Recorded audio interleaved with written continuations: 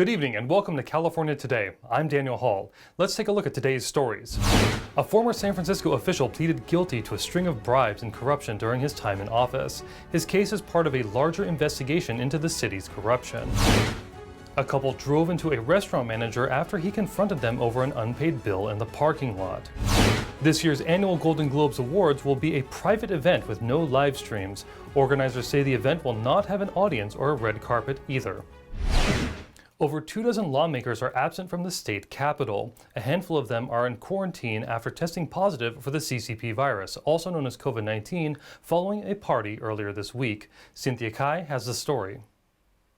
A handful of lawmakers missed Thursday's legislative session after attending a Tuesday party and testing positive for COVID-19. Democratic Senator Josh Becker announced Wednesday morning on Twitter that he tested positive. Becker says he is vaccinated, boosted, and wore a N95 mask. The event was a going-away party for former Assemblywoman Lorena Gonzalez, who announced Monday she is resigning for a position with the California Labor Federation. Democratic Assembly Speaker Anthony Rendon instructed everyone who attended the party to stay home. 27 Assembly members missed Thursday's session, but some had pre-approved absences for other reasons. The state Senate did not say how many senators were absent due to the protocol. A former San Francisco official pleaded guilty in a federal court on Thursday. The charges include a string of bribery and corruption during his years in office. NTD's Eileen Ng brings us more. Former San Francisco Public Works Director Mohamed Nuru officially pleaded guilty to honest services wire fraud. The 59-year-old is charged for a long-running scheme involving multiple bribes and kickbacks during his time in office from 2011 to 2020. Nuru admitted to receiving bribes like free travel, gifts, and benefits from Walter Wong, who owns a construction company. He also admitted to getting free meals and entertainment from Nick Bovis, a restaurant owner, and to money laundering with Sandra Zuniga, his girlfriend at one point. Nuru also accepted numerous valuable items and benefits from Recology, a waste management company. The company hired Nuru's son at his request. In return, he used his official position to help Recology's business. Nuru agreed to plead guilty on December 17th and was scheduled to enter a formal plea on January 14th. Meanwhile, he remains out of custody on bond. In a statement, the acting U.S. attorney said Nuru admits to a staggering amount of public corruption in his plea argument. He took continuous bribes from the contractors, developers, and entities he regulated. He now faces a prison sentence for enriching himself at the expense of the public as he sat in high office.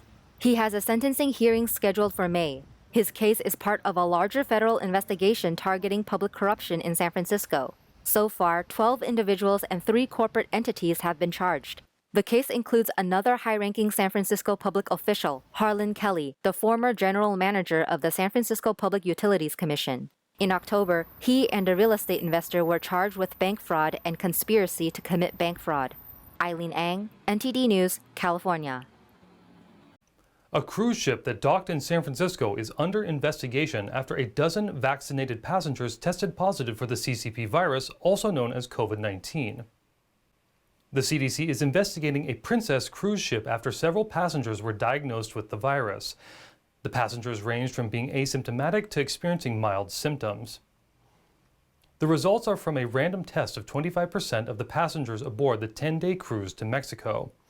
Amid the surge in Omicron cases, the CDC prompted the investigation of nearly 100 vessels. Cruise ships must notify the CDC of suspected or confirmed cases on board. Ships that have confirmed cases in 1 in 1,000 passengers meet the criteria for investigation. In Long Beach, a COVID testing site had a long wait line on Thursday morning as reported Omicron cases are on the rise in California. In Long Beach, part of Los Angeles County, hundreds waited in line Thursday morning at one of the city's test sites. I was shocked because my daughter, she came yesterday and she told me she walked right in and walked out. Dan Lynch, the Fresno County Emergency Medical Services Director, said that more than 300 workers in Fresno County hospitals were either isolating because of exposure or recovering. According to the Los Angeles Daily News, the Los Angeles Fire Department is driving patients to hospitals in fire trucks rather than ambulances because 450 firefighters are absent after testing positive. Officials said that going forward, the county fire department will only be sent on medical calls when absolutely necessary. I don't think anyone was prepared for the amount of people that we've seen, and we're talking record number of tests. The Associated Press is reporting that confirmed virus cases in California have shot up nearly 500% in the last 2 weeks, and hospitalizations have doubled since Christmas to more than 8,000. State models forecast hospitalizations could top 20,000 by early next month, a level nearly as high as last January. A duo was caught on video surveillance for allegedly skipping out on their restaurant bill and trying to leave in their car. When the manager confronted them in the parking lot, they ran into him while fleeing the scene. NTD's Jason Blair has the details. Video surveillance catches the moment when an alleged dine and dash turns into a hit and run. According to KTLA, the manager of the Raging Cajun Cafe in Redondo Beach, California, noticed a couple left their unpaid check at the table and were about to drive away. He walked into the parking lot, standing in front of their car, asking them to pay their bill. After a brief interaction, the driver abruptly drove the car into the manager. He was carried on the hood of the vehicle before falling off onto the sidewalk when the car turned out of the parking lot. Lisa Britton Hodges, one of the cafe's owners, told KTLA that the couple asked to sit outdoors at one of the furthest tables. She noticed they were ordering some of the more expensive items on the menu and quickly accumulated a $90 bill. About 40 minutes later, they asked for the bill and some to-go boxes. That's when the manager noticed they had left without paying. Redondo Beach police are currently investigating the incident and are taking tips and leads. Jason Blair, NTD News, California. An Amazon subsidiary purchased 7 acres of land in Silicon Valley. The payment was made all in cash. NTD's David Lamb reports. Amazon Data Services, a subsidiary of Amazon, paid $51.8 million in cash for land in Santa Clara, the Mercury News reported, citing the Santa Clara County Recorder's Office. According to real estate documents filed on January 4th, it listed the price and payment. IPI Partners, the seller, reportedly bought the land for $47.1 million in 2021. The land is also adjacent to another property that IPI owns. NTD reached out to Amazon for comment but didn't hear back. Amazon has been purchasing land in recent years. Back in December, the company bought 60 acres of land near shopping centers in Gilroy. The Seattle-based company paid about $31 million. David Lamb, NTD News, California. The annual Golden Globe Awards is shifting to a private event this year following last year's controversy. This year's event will not be live streamed either. This year's Golden Globes will be a private event with no live stream, organizers said on Thursday. But real-time updates on winners will be available on the Golden Globes official Twitter page and other social media sites. Organizers added that the Sunday event will not have a celebrity red carpet or an audience either, following last year's controversy.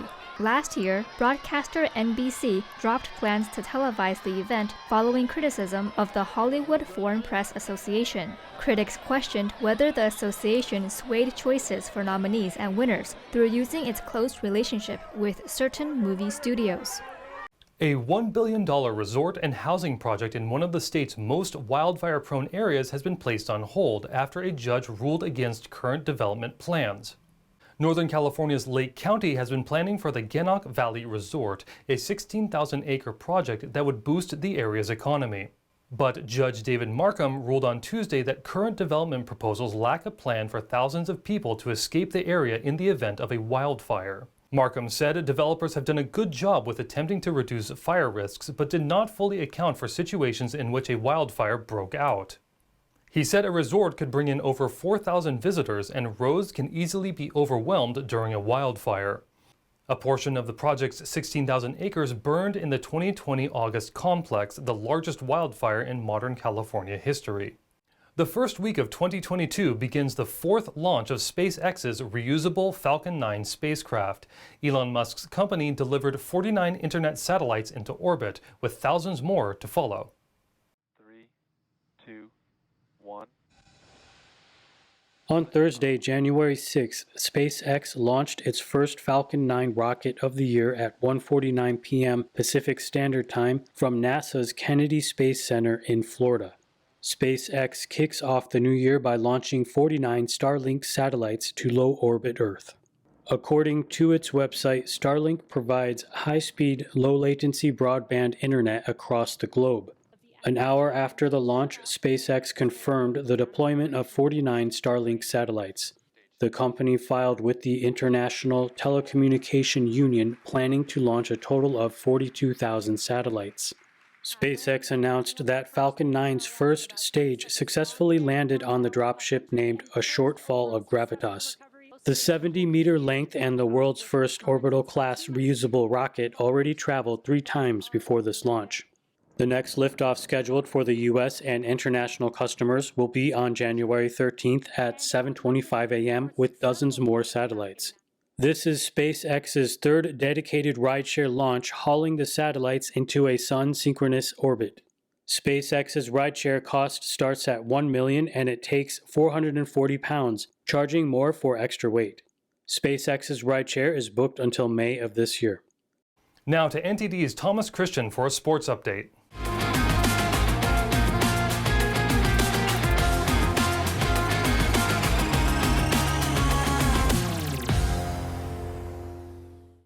I'm Thomas Christian, giving you the California Today Sports Roundup. Super Bowl 56 is highly unlikely to be moved away from SoFi Stadium in Southern California, according to a report by Sports Business Journal.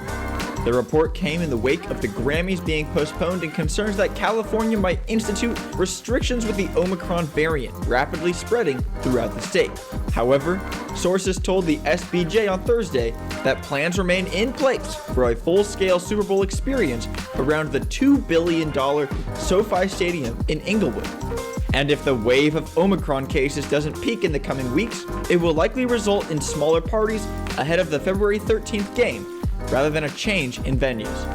Los Angeles County reported 21,790 new cases of COVID-19 on Tuesday, marking the 4th time in 5 days that the county had topped 20,000 cases. That's compared to 1,600 new cases just over a month ago on December 5th. Dallas television station WFAA reported on Wednesday night that the NFL was looking into the availability of stadiums outside of California, including the Cowboys' AT&T Stadium, in case a venue change is needed. WFAA reported that a Cowboys front office source told the station, the team, and the league have had preliminary discussions about AT&T Stadium serving as an emergency site should California institute COVID-19 restrictions that would create issues with the game being held at SoFi. NFL spokesman Brian McCarthy told WFAA that the league looks into backup venues every year. Now taking you to the ice. Philip Forsberg notched a goal and an assist, and Saros made a season-high 46 saves as surging Nashville won its 3rd, defeating Los Angeles. Matt Duchene, ex-King Matt Luff, and Yakov Trenin also scored, while Roman Josi recorded 2 assists for the Central leading Predators, who are 10, 1, and 1 in their last 12 games. Forsberg has scored 4 times over their last 3. Dustin Brown and Martin Burke had goals, and Jonathan Quick made 16 saves for the Kings, who are back in action for the first time since New Year's Day. Los Angeles entered this contest on a 6-2-1 overall stretch and had won 4 of 5 at home. Predators 4, Kings 2. Adin Hill made 37 saves for visiting San Jose to defeat Buffalo. Thomas Hertl scored his 17th goal of the season and added an assist for the Sharks, who had allowed 14 goals while losing the first 2 games of a 4-game road trip. Hill was making his first start since December 16th and picked up his first win since December 7th. Jeff Skinner and Zemgus Girgensons scored for the Sabers, who have lost 5 straight. Ukko-Pekka Luukkonen made 18 saves for Buffalo, playing their first game since January 1st. Sharks 3, Sabers 2.